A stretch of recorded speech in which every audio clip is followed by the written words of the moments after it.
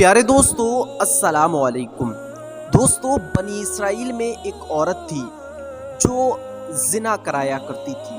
یہ عورت زنا کرا کر اتنی مشہور ہو چکی تھی، اتنا مال و روپیہ اس نے جمع کر لیا تھا کہ اس نے اپنے مال و دولت سے ایک محل بنایا، اور وہ محل اتنا عالیشان محل بنایا گیا کہ ہر زنا کرنے والا اس کے قریب آتا، اور یہ عورت اتنی خوبصورت تھی کہ جو شخص بھی اس کو دیکھتا تو وہ اس کا دیوانہ ہو کر کے رہ جاتا تھا، وہ اسی کی باتوں میں مگن ہو جاتا تھا۔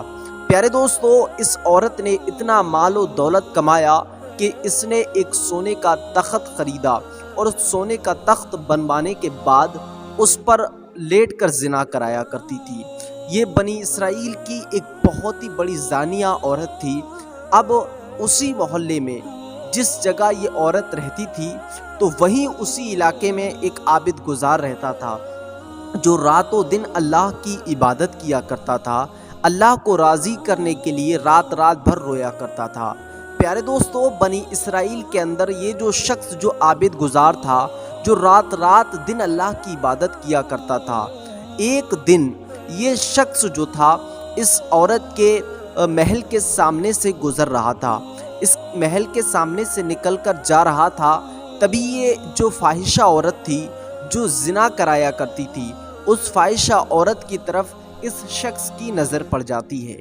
جیسے ہی اس شخص کی نظر اس عورت کے چہرے پر پڑی، اس نے اللہ کے ڈر سے، اللہ کے خوف سے اپنی نظروں کو نیچا کر لیا، اور نیچا کرنے کے بعد یہ نیچی نگاہوں کو کر کر اپنے گھر چلا گیا۔ پیارے دوستو، اس عورت کو اس شخص نے، اس عابد گزار نے دیکھ لیا تو اس کی آنکھوں میں اس کی تصویر بس گئی تھی، اس کا خیال اس کے دماغ سے نہیں نکل رہا تھا۔ تو اس نے سوچا کہ میں اپنے ہاتھ کو جلاتا ہوں، ہو سکتا ہے اس لڑکی کا خیال میرے دل و دماغ سے نکل جائے۔ اس نے اپنے ہاتھوں کو اللہ کے ڈر سے، اللہ کے خوف سے جلایا، اپنے جسم کو جلانا شروع کیا، لیکن اس شخص کے دماغ سے، دل و دماغ میں وہ بس چکی تھی، اس کا خیال بس چکا تھا، تو وہ نکلنے میں نہیں آ رہا تھا۔ اس شخص نے سوچا کیوں نہ میں روزے رکھ لوں، ہو سکتا ہے روزوں کی بنیاد پر اس لڑکی کا دل و دماغ سے میرے خیال نکل جائے۔ لیکن اس کو کیا پتا تھا کہ اس کے لیے ایک امتحان ہونے والا ہے۔ پیارے دوستو، اس شخص نے روزے رکھنا شروع کر دیے۔ یہ شخص جو ہے اللہ کے ڈر سے، اللہ کے خوف سے اس لڑکی کو بھلانے کے چکر میں روزے رکھنا شروع کر دیتا ہے۔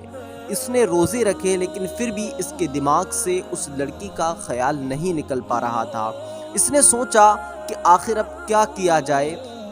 بہت ساری اس نے جو ہے کوششیں کی، کبھی اپنے جسم کو جلاتا، کبھی روزے رکھتا، کبھی اللہ کی عبادت کرتا، لیکن پھر بھی اس کے دماغ اور دل سے اس لڑکی کا خیال نہیں نکلتا۔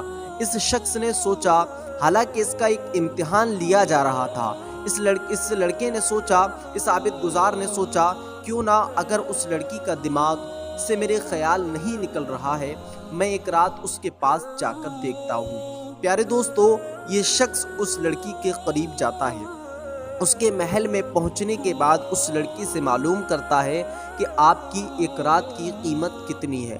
لڑکی نے اس کو بتا دی کہ میری اتنی قیمت ہے۔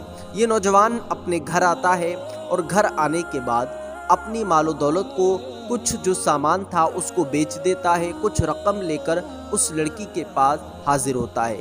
لڑکی سے کہتا ہے میں رقم لے کر آ گیا ہوں، اب مجھے تمہاری ایک رات چاہیے۔ پیارے دوستو، لڑکی نے اس کے ساتھ کہہ دیا کہ ٹھیک ہے، میں ایک رات تمہیں دیتی ہوں۔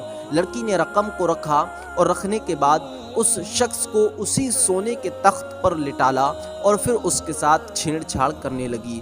جیسے ہی لڑکی اس کے ساتھ چھیڑ چھاڑ کرنے لگی، ادھر جو لڑکی اس کے ساتھ چھیڑ چھاڑ کر رہی تھی، تبھی وہیں یہ لڑکی اس لڑکے کے ساتھ، اس عابد گزار کے ساتھ چھیڑ چھاڑ کرنے لگی۔ پیارے دوستو، عابد گزار نے سوچا کہ میں نے کتنے سالوں سے اللہ کی عبادت کی، اللہ کو راضی کرنے کی کوشش کی، اور آج میں ایک ایسا گناہ کرنے جا رہا ہوں جس کے بارے میں میرے آقا حضور صلی اللہ علیہ وسلم نے ارشاد فرمایا کہ زنا وہ قرض ہے۔ میرے آقا فرماتے ہیں کما تدین و تدان، تم دنیا میں جیسا کرو گے ویسا تمہارے ساتھ بھی کیا جائے گا۔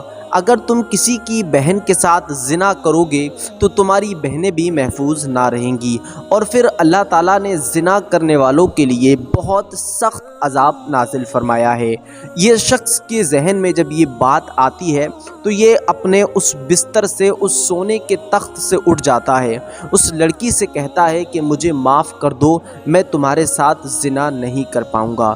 لڑکی کہتی ہے تم نے تو مجھے رقم دی ہے، اس رقم کی قیمت تو ادا مجھے کرنی ہے۔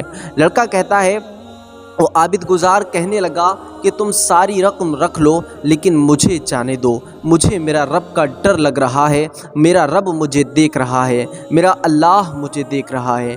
یہ بات سن کر یہ شخص جو ہے لڑکی نے اس کو چھوڑ دیا اور وہ شخص جو ہے اپنے گھر چلا جاتا ہے۔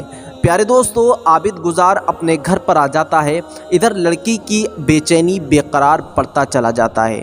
اس لڑکی نے سوچا آج تک لوگ میرے حسن کے دیوانے ہیں اور لوگ میرے حسن کے قائل ہیں، لیکن آج تک کبھی ایسا نہیں ہوا۔ یہ شخص جو ہے اللہ سے کتنا ڈر رہا ہے، اس کے دل میں اللہ کی کس طریقے سے خشیت پیدا ہے، اللہ کا خوف کس طریقے سے اس کے دل میں طاری ہے۔ اس لڑکی نے سوچا کیوں نہ اس شخص سے ملاقات کی جائے۔ دوستو، اس لڑکی نے اس لڑکے کا پتہ نکالنے کی بہت ہی زیادہ کوشش کی۔ ایک وقت وہ آتا ہے کہ یہ لڑکی جو ہے اس کے گھر پہنچ جاتی ہے، اور اس کے گھر پہنچنے کے بعد جب دروازے پہ دستک دیتی ہے تو وہاں سے اس کا چھوٹا بھائی نکل کر کے آتا ہے۔